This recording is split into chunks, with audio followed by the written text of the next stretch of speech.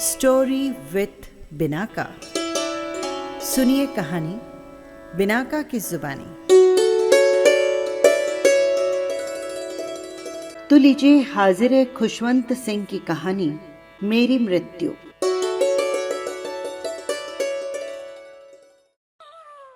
मैं बुखार से बिस्तर में पड़ा हूं। बुखार ज्यादा नहीं है, दरअसल परेशानी की कोई बात नहीं है, क्योंकि मैं अकेला अपनी देखभाल के लिए छोड़ दिया गया हूं। मैं सोचता हूं कि अगर टेम्परेचर एकदम ऊंचा चढ़ गया तो क्या होगा। मैं मर सकता हूं तो मेरे दोस्तों पर क्या बीतेगी। मेरे तो दोस्त भी बहुत हैं और वे मुझे बहुत चाहते भी हैं। मैं सोचता हूं कि अखबार वाले मेरे लिए क्या छापेंगे। वे मुझे दरगुजर नहीं कर सकते। ट्रिब्यून तो शायद पहले पन्ने पर ही ये खबर छापेगा और हो सकता है कि उसके साथ छोटा सा फोटो भी छापे। उसका शीर्षक होगा सरदार खुशवंत सिंह नहीं रहे और इसके नीचे छोटे टाइप में लिखा होगा, हमें ये सूचित करते हुए खेद है कि कल शाम 6 बजे सरदार खुशवंत सिंह की अचानक मृत्यु हो गई। वे अपने पीछे जवान विधवा, 2 छोटे बच्चे और मित्रों तथा प्रशंसकों की बहुत बड़ी जमात को शोक मनाने के लिए छोड़ गए हैं। ज्ञात हो कि सरदार साहब 5 साल पहले अपने शहर दिल्ली से लाहौर बस जाने के लिए आए थे। इसी बीच उन्होंने कोर्ट में बड़ी उन्नति की और राजनीति में भी नाम कमाया। सारे सूबे में उनकी कमी महसूस की जाएगी। उनके निवास पर जो लोग शोक व्यक्त करने आए हैं, उनमें प्रधानमंत्री के सचिव, चीफ जस्टिस के सचिव, कई मंत्री और हाईकोर्ट के जज शामिल हैं। चीफ जस्टिस महोदय ने एक प्रेस वक्तव्य में कहा है, इस व्यक्ति का देहांत हमारा पूरा प्रदेश महसूस कर रहा है। मृत्यु के क्रूर हाथों ने एक उदयमान प्रवक्ता हमसे छीन लिया है। और पृष्ठ के नीचे लिखा होगा, आज 10 बजे उनका दाह संस्कार संपन्न किया जाएगा। मुझे अपने लिए और अपने मित्रों के लिए शोक महसूस होता है। मैं आंखों से निकलते आंसुओं को रोक नहीं पाता, जो मेरी मौत पर रोने के लिए व्यग्र हो उठे हैं। लेकिन मुझे ये सोचकर खुशी भी होती है कि इतने ज्यादा लोग मेरा मातम करेंगे। इसलिए मैं फैसला करता हूं कि मर ही जाऊं, जरा मजा करने के लिए। शाम को प्रेस के लिए काफी वक्त छोड़कर कि उन्हें ये खबर मिल जाए, मैं प्राण त्याग देता हूँ। फिर अपनी लाश से बाहर निकलकर मैं दरवाजे पर लगी ठंडी पत्थर की सीढ़ियों पर मजा लेने के लिए बैठ जाता हूँ। सवेरे का अखबार मुझे पत्नी से पहले मिल जाता है। इस पर झगड़ा होने का सवाल ही नहीं है, क्योंकि मैं तो पहले से ही नीचे आ गया हूँ और यूं भी इस वक्त वो तो मेरी लाश के पास घूम रही होगी। लेकिन ट्रिब्यून ने तो धोखा दे दिया। तीसरे पेज के एकदम नीचे पहले कॉलम में मृत व्यक्तियों की सूची में रिटायर्ड अफसरों के नाम के साथ उसने मेरा भी नाम छाप दिया है। मुझे कोफ्त होती है। ये जरूर उस विशेष संवाददाता शफी का काम होगा। वो मुझसे बहुत चिढ़ता था, लेकिन मैंने नहीं सोचा था कि वो इतना नीचे गिर जाएगा कि मेरे मरने पर भी मेरा नाम अच्छे ढंग से छापने से परहेज करेगा। खैर, जो हो, वो सारे सूबे से मेरे चाहने वालों के शोक उद्गार छापने के लिए मजबूर होगा। उसकी तो जैसे झड़ी लग जाएगी। मेरे दोस्त ये कमी पूरी कर देंगे। हाईकोर्ट में अखबार सवेरे ही डाल दिया जाता है। मेरे वकील दोस्त कादिर के घर में भी सूरज निकलने से पहले ही अखबार पहुंच जाता है। कादिर के घर के लोग जल्दी उठने वालों में से नहीं हैं। दरअसल 9 बजे से पहले कोई भी बाहर नहीं निकलता। लेकिन कादिर उसूलों का पक्का है, इसलिए अखबार सवेरे जल्दी ही आना चाहिए, भले ही उस पर नजर न डाली जाए। हमेशा की तरह कादिर 9 बजे तक बिस्तर से निकला। रात को उसने बहुत देर तक काम किया था। उसकी बीवी भी सोने की शौकीन थी। जागने पर अखबार ट्रे में रखकर उसके सामने लाया गया, जिसके साथ एक गिलास गर्म पानी, जिसमें जरा नींबू पड़ा हुआ था। कादिर धीरे धीरे सिगरेट के कश लेते हुए पानी पीता रहा।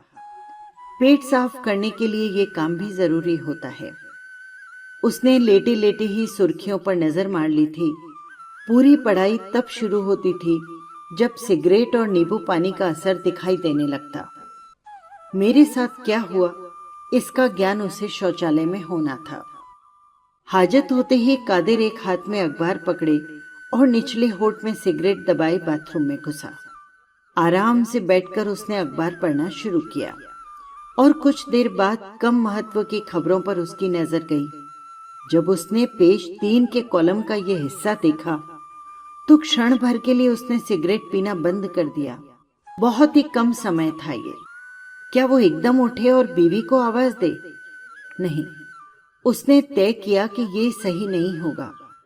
कादिर तर्कवादी था और इस औरत से शादी करने के बाद और भी ऐसा हो गया था, क्योंकि उसकी बीवी भावनाओं और चीखने पुकारने का पुलिंदा थी। ये बेचारा मर ही गया, लेकिन वो कुछ कर नहीं सकता था। वो जानता था कि बीवी ये सुनते ही दहाड़ मार मार कर रोना शुरू कर देगी, इसलिए बड़ी सावधानी से उसे ये बात बतानी थी जैसे कि कोई मुकदमा हार गया हो। कादिर अपनी बीवी को अच्छी तरह जानता था। उसने मामूली ढंग से ये बात उसे बतलाई, लेकिन सुनते ही उसने रोना शुरू कर दिया। ये सुनकर उसकी 10 साल की बेटी वहां दौड़ी दौड़ी आई। उसने मां को ध्यान से देखा और खुद भी रोना शुरू कर दिया। कादिर ने तय किया कि उसे कड़ाई से काम लेना होगा। तुमने ये इस तरह शोर मचाना क्यों शुरू कर दिया? उसने सख्ती से सवाल किया। क्या इस तरह रोने से वो जिंदा हो उठेगा? बीवी जानती थी कि शौहर से बहस करना बेकार है। तर्क में वो हमेशा जीत जाता है। मेरा ख्याल है हमें फौरन उनके यहाँ जाना चाहिए। उनकी बीवी की हालत बहुत बुरी होगी। कादिर ने कंधे बिचका कर कहा, मैं तो शायद जा नहीं सकूंगा।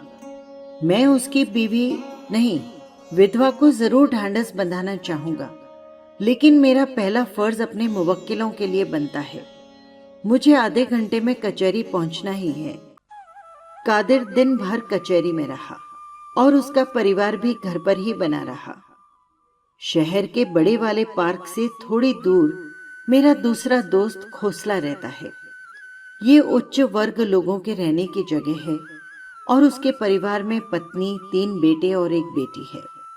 वो जज है और नौकरशाही में उसका ऊंचा स्थान है।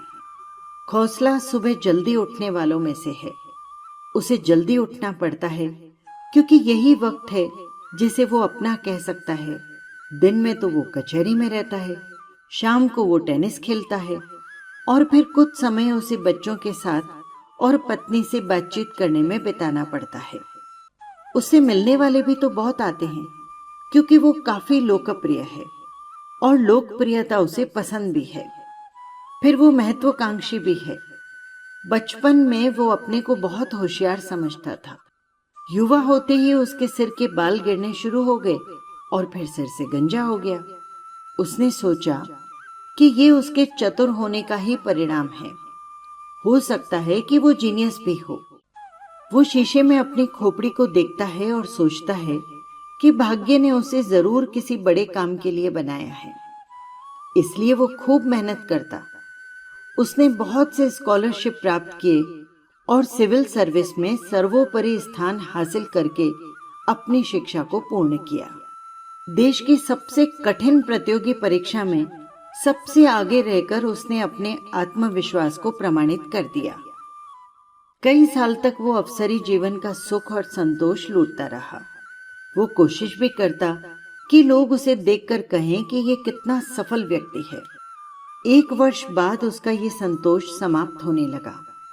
जब जब वो अपने सिर पर बचे खुचे थोड़े से बाल पर हाथ फेरता तो उसे लगता कि अभी तो उसे बहुत कुछ प्राप्त करना है। उस जैसे अफसर तो देश में सैकड़ों हैं। इन सबको सफल व्यक्ति कहा जा सकता है, इसलिए ये उसके लिए काफी नहीं है। वो कुछ और करेगा, वो लिखेगा, लेखक बनेगा। वो जानता है कि वो लिख सकता है। ये तो उसके बड़े सिर से ही पता चलता है। इसलिए खोसला ने लिखना शुरू किया। अच्छा लिखने के लिए उसने अच्छा पढ़ना शुरू किया। उसने बहुत सी किताबें खरीद ली और काम पर जाने से पहले उन्हें घंटों पढ़ने लगा। एक दिन सवेरे खोसला का मूड बना कि कुछ लिखा जाए। उसने अपने लिए एक कप चाय बनाई और आराम कुर्सी पर जमकर बैठ गया। कलम मुंह में दबाकर सोचने लगा कि क्या लिखा जाए। कुछ समझ ही नहीं आया तो उसने डायरी लिखने का फैसला किया। पिछले दिन वो एक महत्वपूर्ण मुकदमे की कार्यवाही में भाग लेता रहा था। ये कई दिन तक चलने वाला था। कमरा खचाखच भरा था और सब लोग उसकी तरफ देख रहे थे। ये अच्छा विषय था, इसलिए उसने उस पर लिखना शुरू किया। नौकर अखबार लेकर आया तो उसकी खटखट से खोसला को कुछ परेशानी हुई। उसने अखबार खोला और देखने लगा कि आम जिंदगी में क्या हुआ है।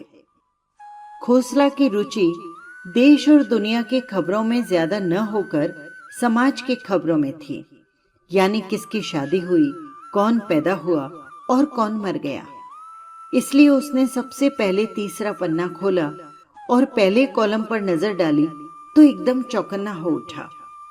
उसने कलम नोटबुक पर रखी और जाग उठने की खगार लेकर पत्नी को सूचना दी। पत्नी ने अंगड़ाई ली और आंखें फैलाकर उसकी तरफ देखा। फिर बोली, मेरा ख्याल है आज तुम कचहरी की छुट्टी कर दोगे। हाई कोर्ट इस तरह की किसी बात पर छुट्टी नहीं करता। मुझे तो जाना ही पड़ेगा। अगर वक्त हुआ तो रास्ते में वहां हो लूंगा, नहीं तो इतवार को चलेंगे। इस तरह खोसला भी नहीं आया। इसी तरह और भी बहुत से लोग कहीं न कहीं अटक गए। 10 बजे के करीब मेरे फ्लैट के सामने की खुली जगह में कुछ लोग तो जमा हो ही गए। ज्यादातर ये ऐसे लोग थे जिनके आने की मुझे उम्मीद नहीं थी। कुछ वकील थे जो काले कोट पहने ही चले आए थे और कुछ आम राहगीर थे जो ये देखने के लिए रुक गए कि यहाँ क्या हो रहा है। मेरे 2 मित्र भी थे, लेकिन वे इन सब से अलग खड़े थे। इनमें एक आदमी काफी लंबा और दुबला सा था, जो कलाकार नजर आता था। वो एक हाथ में सिगरेट थामे था और दूसरे से अपने लंबे बालों को सिर के पीछे करता रहता था। वो दरअसल लेखक था और दाह संस्कार में शामिल होने में विश्वास नहीं करता था, लेकिन ये सोचकर आ गया कि सामाजिकता के नाते कुछ तो दिखाना ही पड़ेगा। दरअसल ये सब उसे पसंद ही नहीं था। उसे लगता था कि लाश के कीटाणु फैल सकते हैं, इसलिए वो लगातार सिगरेट फूंक रहा था और उसके धुएं की दीवार सी बनाकर अपनी रक्षा कर रहा था। दूसरा दोस्त कम्युनिस्ट था। छोटे कद का दुबला सा आदमी, घुंघराले बाल और बाज जैसी नजर। उसके भीतर छिपे ज्वालामुखी का निशान उसके शरीर से नहीं मिलता था। वो दुनिया की हर बात को मार्क्सवादी नजरिए से देखता था और भावनाओं का उसके जीवन में कोई स्थान नहीं था। इसलिए मृत्यु जैसी घटनाओं का उसके लिए महत्व नहीं था। उसके लिए उद्देश्य ज्यादा महत्वपूर्ण था। वो लेखक से बात कर रहा था। आप कहाँ तक इनके साथ जाएंगे? मैं कॉफी हाउस से घर चला जाऊंगा। आप तो आखिर तक जा रहे हैं ना? अरे नहीं, कम्युनिस्ट ने जोर देकर कहा। मुझे दरअसल 10 बजे एक मीटिंग में जाना था और मेरा ख्याल था कि 9:30 बजे तक यहाँ से निपट जाऊंगा, लेकिन हमारे देश में वक्त की कीमत कौन जानता है। अभी तो मैं पार्टी के दफ्तर में जा रहा हूँ। आपको कॉफी हाउस में 11:30 पर मिल जाऊंगा। और हाँ, अगर मौका मिले तो शव की गाड़ी के ड्राइवर से पूछना कि क्या वो तांगा यूनियन का मेंबर है। अच्छा। थोड़ी देर बाद एक काली सी शव ले जाने वाली गाड़ी आई, जिसे एक 4 हड्डियों वाला दुबला पतला भूरे रंग का घोड़ा खींच रहा था और घर के दरवाजे पर वो आकर रुक गई। घोड़ा और उसका मालिक अवसर की गंभीरता से पूरी तरह बेखबर थे। ड्राइवर आराम से बैठा पान चबा रहा था और भीड़ को देख रहा था। वो सोच रहा था कि इन लोगों से कितना पैसा वसूला जा सकता है। तभी अचानक घोड़े ने पेशाब करना शुरू कर दिया, जिसकी तेज धार से बचने के लिए जो ईंटों के फर्श से उछल उछल कर चारों तरफ फैल रहा था, लोग इधर उधर भागने दौड़ने लगे। भीड़ को ज्यादा इंतजार नहीं करना पड़ा। मेरा शरीर सफेद कपड़े में लपेटकर बाहर लाया गया और गाड़ी में रख दिया गया। उस पर फूल डाले गए। अब जुलूस चलने के लिए तैयार था। लेकिन चलने से पहले मेरा एक और दोस्त साइकिल पर वहां आ पहुंचा। ये कुछ सांवला सा और गदबदा सा था। साइकिल के कैरियर पर कई किताबें रखी थी और शक्ल सूरत से ये आदमी कोई विद्वान प्रोफेसर लगता था। गाड़ी को देखकर वो उतर पड़ा। मृत व्यक्ति के प्रति उसके मन में आदर था और उसे व्यक्त भी करना चाहता था। उसने साइकिल भीतर हॉल में रखी, उसका ताला लगाया और भीड़ में शामिल हो गया। जब मेरी पत्नी मुझे अंतिम विदा देने के लिए नीचे उतर कर आई तो वो उसकी दशा देखकर द्रवित हो उठा। उसने अपनी जेब से एक छोटी सी किताब निकाली और उसका एक पृष्ठ खोला। फिर लोगों के बीच में से होता हुआ वो मेरी पत्नी की ओर बढ़ा। आंखों में आंसू भरकर उसने देखा और ये किताब उसे पकड़ा दी। ये कहते हुए वो फफक कर रोने को हुआ और आंसू रोकता हुआ पीछे हट गया। फिर उसने एक आह भरकर जैसे अपने आप से कहा, ये मनुष्य जीवन का अंत है, यही सत्य है। उसे धारणाओं के रूप में सोचना और बात करना पसंद था, लेकिन ये धारणाएं गंभीर होती थी और मौलिक विचार की तरह नई और ताजी लगती थी।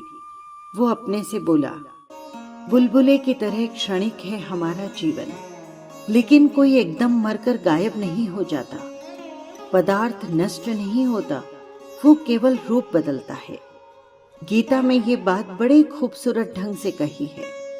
जिस प्रकार मनुष्य पुराने वस्त्र उतारकर नए वस्त्र पहनता है, उसी प्रकार ये आत्मा, इत्यादि इत्यादि।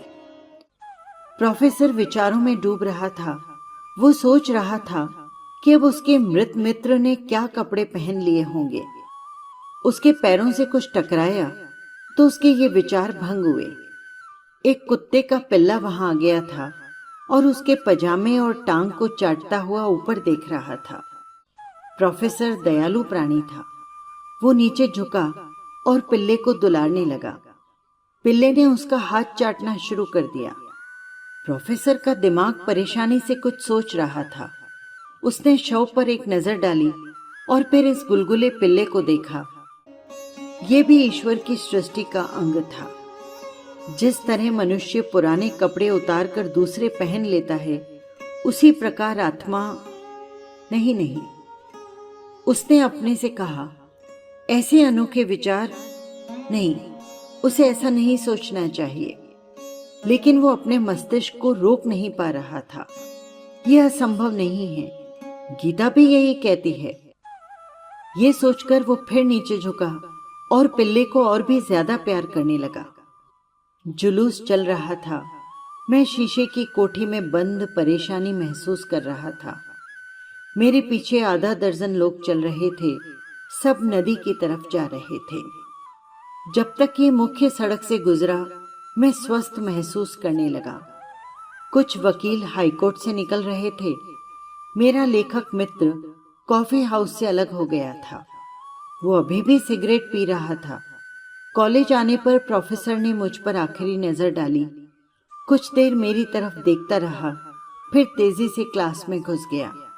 बाकी 6-7 लोग कचहरी में जा घुसे। मुझे अपने ऊपर तरस आने लगा। मुझसे कम महत्व के लोगों के अर्थी में कहीं ज्यादा भीड़ होती है। ये भिखारी जब मरा था तब उसे भी 2 भंगी गाड़ी में डालकर ले गए थे।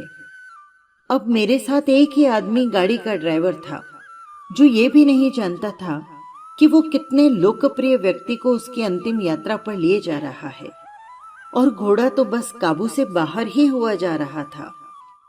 शमशान भूमि के रास्ते पर तरह तरह की बुरी दुर्गंध सूंघने को मिलती है। इसकी चरम सीमा तब आती है जब ये मुख्य मार्ग से निकलकर एक पतली सी गली के रूप में, जिसके बगल में शहर का सबसे गंदा नाला बहता है, घाट का रुख करती है। नाले में काला गंदा पानी भरा होता है, जिसमें हमेशा बुलबुले उठते रहते हैं।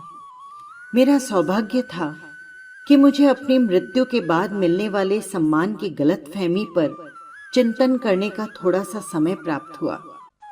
मुख्य मार्ग में जहां गली निकलती थी, वहां ड्राइवर ने कुछ देर आराम करने के लिए एक पीपल के पेड़ के नीचे गाड़ी खड़ी कर ली। इस पेड़ के नीचे एक तांगा स्टैंड है जहां घोड़ों के पानी पीने के लिए एक नान भी है। घोड़ा पानी पीने के लिए चल दिया और ड्राइवर नीचे उतरकर तांगे वालों से सिगरेट जलाने के लिए माचिस मांगने चल पड़ा। कुछ देर बाद तांगे वाले मेरी गाड़ी के चारों तरफ घिर आए और भीतर ताक झांक करने लगे। एक बोला, कोई पैसे वाला लगता है, लेकिन साथ में तो कोई भी नहीं है। दूसरा बोला, शायद ये भी अंग्रेजी का रिवाज है, वहां शव के साथ कोई नहीं जाता होगा। अब तक मैं बहुत परेशान हो उठा था। अब मेरे सामने 3 रास्ते थे।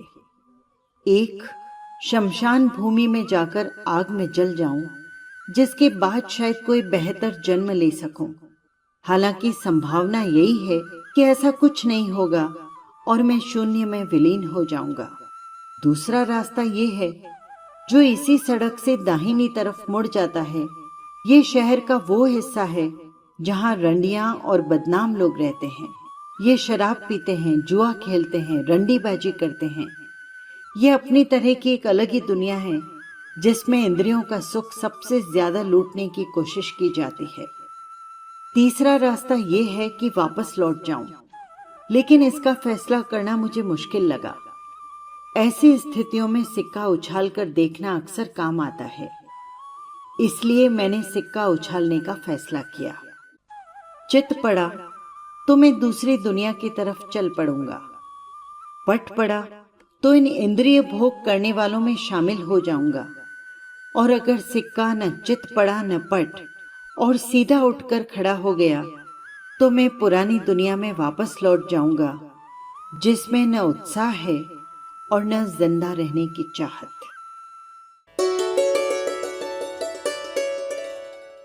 बस यही थी कहानी।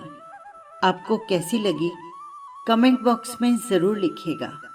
और हाँ, यदि आपने चैनल को सब्सक्राइब नहीं किया है तो कर लीजिएगा, जिससे हर कहानी सीधे पहुंच सके आप तक। फिर मिलेंगे किसी नई कहानी के साथ। नमस्कार।